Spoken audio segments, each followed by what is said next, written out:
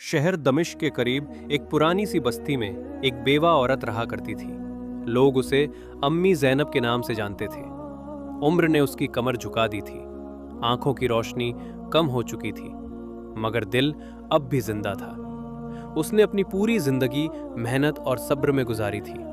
उसके 4 बेटे थे। शौहर की वफात के बाद उसी ने सबको पाल पोस कर बड़ा किया था। सबसे बड़ा बेटा राशिद था, जो शहर का मशहूर ताजिर बन चुका था। उसके पास दौलत थी, नौकर चाकर थे, मगर माँ के लिए वक्त नहीं। जब अम्मी ज़ैनब उसके घर पहुंची तो वो ऊपर से इज्जत दिखाता, मगर दिल से बोझ समझता। उसकी बीवी हर बात पर ताना देती, हर वक्त इन्हें दवा, ये वो, हमारा सुकून खत्म हो गया है। राशिद खामोश रहता, और यही खामोशी माँ के दिल को चीर देती। कुछ अरसे बाद अम्मी ज़ैनब खुद ही वहां से चली गई। दूसरा बेटा सलीम था, जो हुकूमत की नौकरी में था। बड़ा ओहदा, बड़ी शान। माँ को उसने घर में जगह तो दी, मगर इज्जत नहीं। अम्मी मुझे आराम चाहिए, आप ज्यादा सवाल मत किया करें। ये जुमले अम्मी ज़ैनब के लिए जहर से कम न थे। तीसरा बेटा नासिर था, जो ऐशो इशरत में डूबा रहता। माँ की मौजूदगी उसे शर्मिंदगी लगती। लोग क्या कहेंगे, मेरी बूढ़ी माँ ऐसे हाल में रहती है। एक दिन उसने साफ कह दिया, अम्मी आपके लिए ये घर मुनासिब नहीं। अम्मी ज़ैनब की आंखों से आंसू गिर पड़े, मगर जुबान पर शिकवा नहीं आया। आखिरकार वो अपने सबसे छोटे बेटे हसन के पास पहुंची। हसन गरीब था, मजदूरी करता था। एक छोटा सा घर था, मगर दिल बहुत बड़ा था।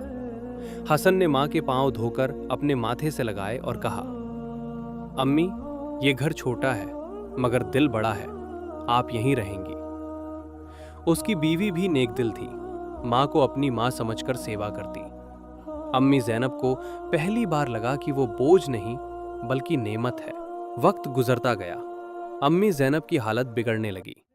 एक रात उसने हसन को पास बुलाया और कहा, बेटा मैंने तेरे भाइयों को देखा, सबको आजमाया, मगर कामयाब तू हुआ। हसन रो पड़ा। अम्मी ज़ैनब ने कहा, मेरी एक अमानत है, मेरी वफात के बाद शहर की पुरानी मस्जिद के इमाम के पास जाना, मेरा नाम लेना। कुछ ही दिनों बाद अम्मी ज़ैनब इस दुनिया से रुखसत हो गई। हसन ने भाइयों को खबर दी, सब जनाजे में आए, मगर दिलों में अब भी सख्ती थी। हसन मस्जिद पहुंचा। इमाम ने उसे एक पुराना थैला दिया। उसमें कुछ सोना नहीं था, कोई जायदाद नहीं थी, बल्कि कागजात, दुआएं और कुछ तजुर्बे थे, जिनकी बदौलत हसन ने एक छोटा सा काम शुरू किया। माँ की दुआ, ईमानदारी और मेहनत से हसन तरक्की करता गया। कुछ सालों में वही बेटा जिसे कभी गरीब समझा गया था, शहर का इज्जतदार आदमी बन गया। और जिन भाइयों ने माँ को बोझ समझा था, वही वक्त के मारे दर दर भटकते रहे।